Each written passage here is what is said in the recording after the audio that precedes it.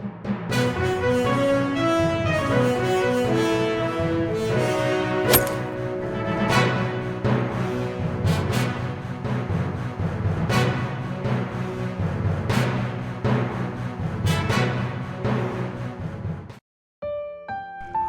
آیت اللہ خامنئی اپنے زندگی نامے میں بیان کرتے ہیں، جب میں 1957 میں عراق کے سفر پہ گیا تو میں نے مکمل طور پر عربی زبان میں گفتگو کرنے کی بھرپور کوشش کی، مگر کبھی کبھار مجھے فصیح اور عوامی عربی میں فرق کرنے میں دشواری کا سامنا کرنا پڑتا تھا، چونکہ عراق کے مقدس شہروں میں بہت سے لوگ روانی سے فارسی بولتے تھے۔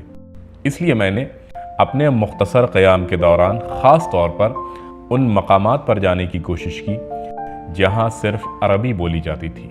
اسی وجہ سے میں اکثر کاظمین سے بغداد کا سفر کرتا تاکہ مکمل طور پر عربی بولنے والے ماحول میں گفتگو کرنے کا موقع ملے۔ ایک دن میں دریائے دجلہ کے کنارے چہل قدمی کر رہا تھا۔ اسی وقت میری نظر سڑک کے کنارے ایک قہوہ خانے پر پڑی۔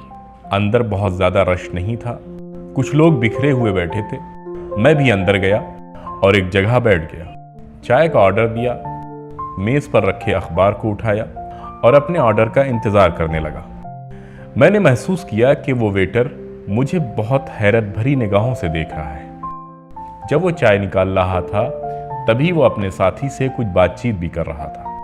جب میں چائے پی چکا اور بل دینے والا تھا تو میری نظر دیوار پر لٹکی ہوئی ایک تصویر پر پڑی جس میں عیسائی مذہبی منظر پیش کیا گیا تھا۔